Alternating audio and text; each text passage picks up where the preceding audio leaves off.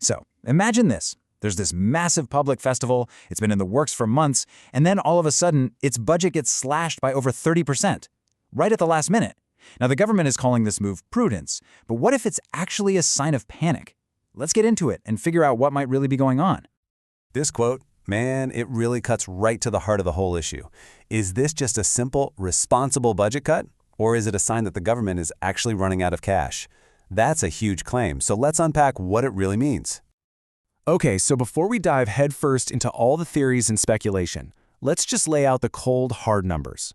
What exactly happened here? What are the facts that nobody's disputing? Right, so the event at the center of this whole storm is the Maigong Festival. It was planned for late 2025, and this was supposed to be a big deal. You know, a flagship event, huge crowds, lots of visibility, and of course, a pretty significant government investment. So, here's our starting point. The initial budget that was proposed for this festival was a hefty 9.5 crore rupees.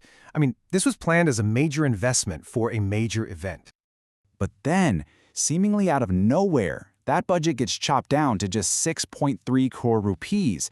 That is a massive reduction, and it all happened right before the festival was supposed to get going. Let's be really clear about the scale of this cut, because we're not talking about just trimming a little fat here and there. This is a reduction of over 30%.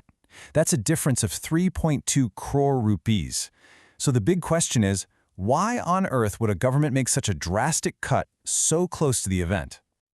Well, as you might expect, the government has an official explanation for all of this. So let's take a look at their side of the story.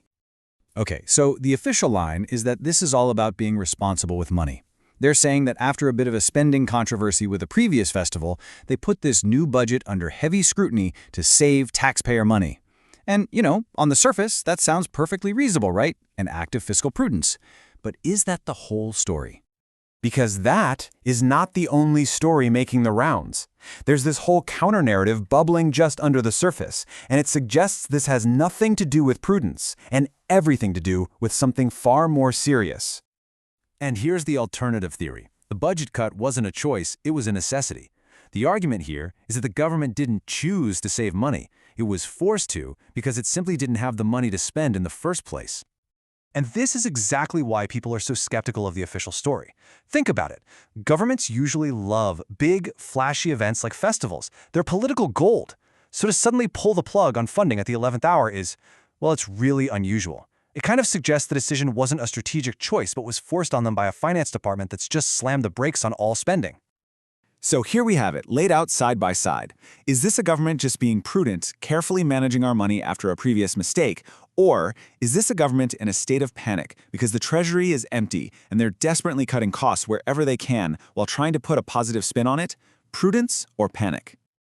Now, to really understand this whole panic theory, we need to zoom out a little bit. This isn't just about one festival. It could be about a really fundamental concept in public finance called fiscal distress. So, what is fiscal distress? Well, in simple terms, it's what happens when a government's finances are under some serious pressure. They're spending more money than they're bringing in, they're hitting their legal borrowing limits. Basically, they're having a really hard time paying their bills. And there's a typical playbook for how this goes down. First, the government breaches its spending limits. In response, the finance department, the people holding the purse strings, they basically hit the emergency brake and halt payments. The first things to get the axe are what's called discretionary spending, things like festivals.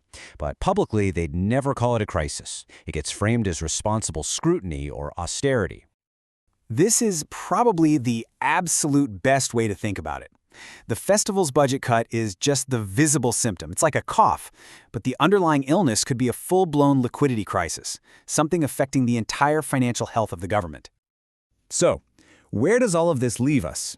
Well, we don't have a final verdict just yet, but we do have the critical questions that we all need to be asking to get to the real truth. First off, where did this order really come from? Was it a careful review by the Tourism Department, or was it a blanket order from the Finance Department to just stop all spending, period? The answer to that one question changes everything. Second, and this is a big one, are the bills actually getting paid? If local vendors and contractors aren't getting their advance payments on time, that is the clearest signal you can get that there's a real cash crunch happening behind the scenes. And that's something you can actually check on the ground. And finally, let's end with a really provocative thought. Let's say the Prudence story is 100% true. Well, that raises an equally troubling question, doesn't it? If you can actually run this whole festival for 6.3 crore, then why was the original budget 9.5 crore in the first place? Who padded that proposal by over 3 crore rupees, and why? And that's the question we're left with, no matter which story you believe.